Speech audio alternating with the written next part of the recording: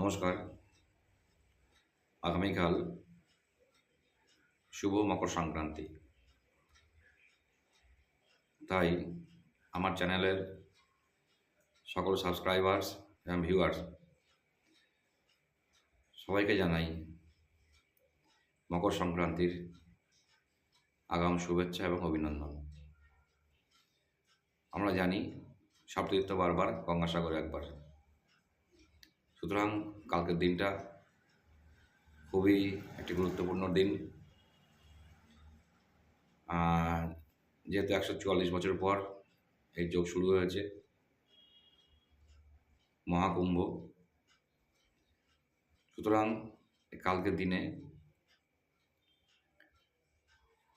সাগরে স্নান করা একটি অতি অবশ্যই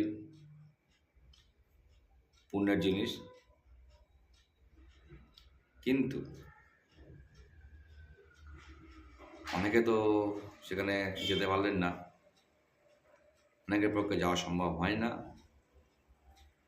অথচ মনে মনে চান যদি একবার গঙ্গাসাগর যাওয়া যেত। যাই হোক, সেটা পরিস্থিতিও নির্ভর করে। তো কালকে যেহেতু একটা পুণ্যতিথি,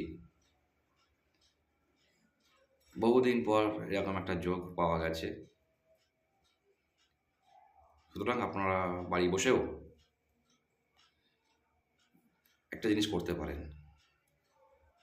সেটা হচ্ছে মহাপুণ্যকাল, এই সময়টাকে মেনটেন করবেন 9টা 3 মিনিট থেকে 10টা 48 সকাল। এই সময়ের মধ্যে চেষ্টা করবেন স্নানটা করে নিতে, এবং যখন স্নান করবেন গঙ্গা গঙ্গা গঙ্গা 3 বার বলবেন, আর কি ওং নমঃ ভগবতে বাসুদেবায় নমঃ 3 বার বলবেন। তাহলে দেখবেন আপনি অনেকটাই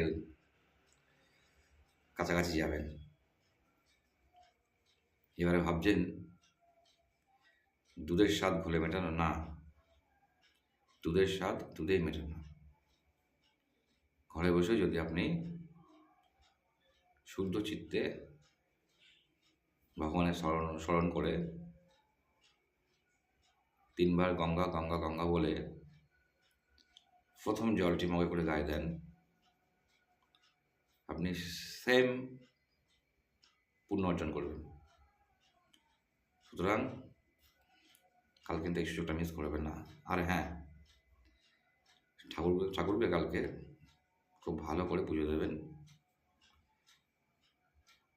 শিবের আরাধনা করবেন, মা লক্ষ্মীর পূজা করবেন।